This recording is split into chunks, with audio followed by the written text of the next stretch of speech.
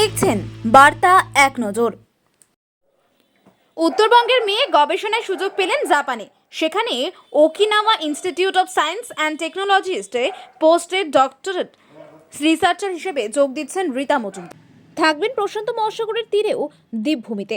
উত্তরবঙ্গের এক অজপাড়াগা উত্তর দিনাজপুর জেলার ইসলামপুরের অদূরে মাটিকুণ্ডা গ্রামে বেড়ে ওঠা বাবা হিরালাল মজুমদার। সেই গ্রামের মেয়ে এবার জাপানে যাবেন, সেটা এক প্রকার বিশ্বাস ছিল এলাকাবাসীরও।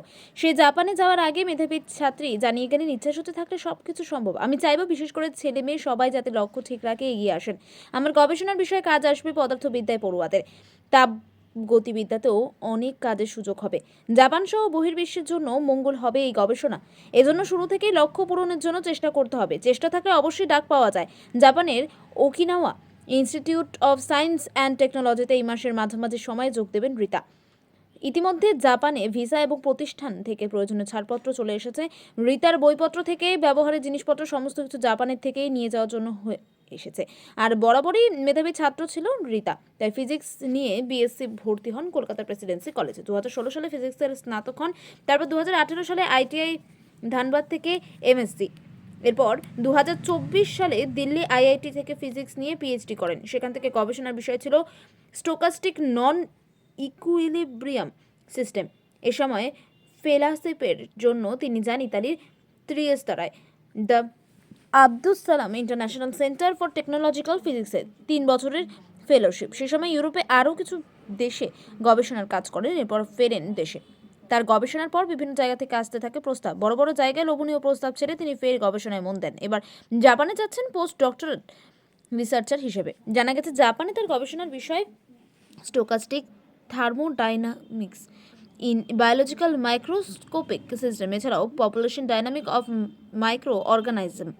এর পাশাপাশি ডিএনএ পলিমেরেশন, ডিএনএ রেপ্লিকেশন।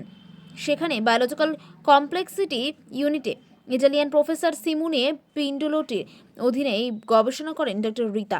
এখন দিল্লিতে রয়েছেন। আগামী 14 ফেব্রুয়ারি তিনি উড়ে যাবেন সেই সূর্যোদয়ের দেশে। জাপানের বিজ্ঞান, প্রযুক্তি এবং অর্থনৈতিক উন্নতি নিয়ে সম্পর্কে মানুষের বলার কিছুই নেই। স্বপ্ন থাকে মানুষের জাপানে যাওয়ার। সেখানে রীতা থাকবেন দীর্ঘদিন। কিন্তু এত কিছুর পরেও তিনি বলছেন, কাজ শেষ হলেই চলে আসবো দেশে। আমি এদেশেই থাকতে চাই। এদেশ আমার প্রিয়। আমি রীতা, আমার বাড়ি ইসলামপুরে। আমি আইআইটি দিল্লি থেকে পিএইচডি কমপ্লিট করেছি ফিজিক্সে। এবছর আমি আমার পরবর্তী রিসার্চের জন্য অ্যাজ এ পোস্ট ডক জাপানে যাচ্ছি। Okinawa institute of technology and science, OIST Japan. সেখানে আমি জয়েন করছি অ্যাজ এ রিসার্চার সিমোনে পিগলোটির সঙ্গে, যিনি একজন ইটালিয়ান প্রফেসর।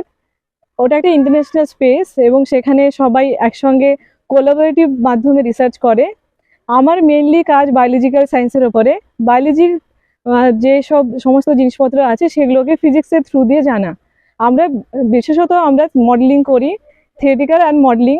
তো সেখানে আমাদের ইউনিটে একজন এক্সপেরিমেন্টালিস্ট আছে যে সমস্ত রকম এক্সপেরিমেন্ট করে এবং তারপরে আমরা থিওরির থ্রু দিয়ে সেগুলোকে ভেরিফাই করার চেষ্টা করি।